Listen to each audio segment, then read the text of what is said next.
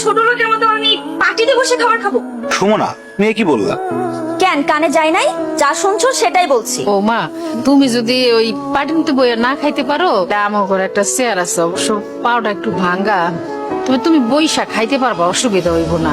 Sir Dyna দেই। ভাঙা চেয়ারে বসে সুমনা খাবার খাবে? অসম্ভব। ছি ছি, এসব কি রান্না করছে? এর থেকে তো আমার বাসার কাজের বুয়ারা ভালো রান্না করে খায়। মাকে ভেবে অপমান না করলে হয় না? এটা কোনো রান্না হইলো? তুমি খাবারটা খাবা না ঠিক আছে, সেই জন্য তুমি আমাদের রিজিকটা নষ্ট করবা? এই একটা ছোট লোকদের সমস্যা, কিছু বললে তাদের অপমান হয়ে যায়। যত সব ফালতু নাকামি।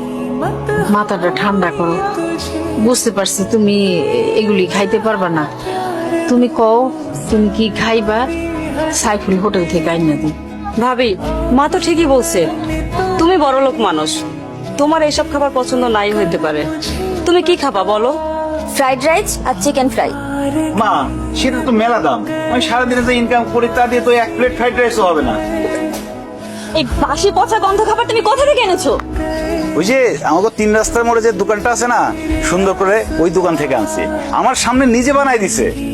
আমি কি ফুটপাতের খাবার খামে? তোর কাছে বড় কোনো চাইনিজ রেস্টুরেন্ট চোখে পড়ে নাই? মানে তোকে বিয়ে করছি বলে কি তুই আমার লেভেলটা ফুটপাতে নামে আনছোস? বউ, তুমি তো জানো আমি একজন গরিব সবজির দোকানদার। সবজি বিক্রি করে যা ইনকাম করি তা তো বড় রেস্টুরেন্ট থেকে খাবার কেনার মতো সামর্থ্য আমার নাই। হারাম জাদা, তাই বলে কি তুই আমাকে ফুটপাত থেকে খাবার এনে খাওয়াবি? ধর, তোর খাবার তুই খা। তুই এরকম কষ্ট করে আর কতদিন পার করবি? তোরে তো বউ সম্মানও দেন, আর যা মনে হইতেছে বউরে দেখে মনে হয় না বউ সংসার করবে। তুই মনে হয় তোর তালা কিনে নিতে চাই। এখানে বালিশের পরিবর্তে ইটকে আমি রাখছি যাতে তোমার মাথা ফেটে রক্ত বের হয়। মানে তুমি আমরা খুন করতে চাও? হ্যাঁ করতে চাই, প্রয়োজন পড়লে তাই করব। আমার ডিভোর্স চাই। বউ, ডিভোর্স ছাড়া তুমি যা চাইবা তাই পাবা। প্রয়োজনে আমি প্রতিদিন অনেক বেশি পরিশ্রম করে তোমার জন্য চাইনিজ থেকে খাবার নিয়ে আসবো, ভালো ভালো খাবার নিয়ে আসবো। আমার না কোনো খাবার চাই না, আমার না তোমার থেকে ডিভোর্স চাই। কারণ তোমার মতো সবজি আলার সাথে না আমার যায় না।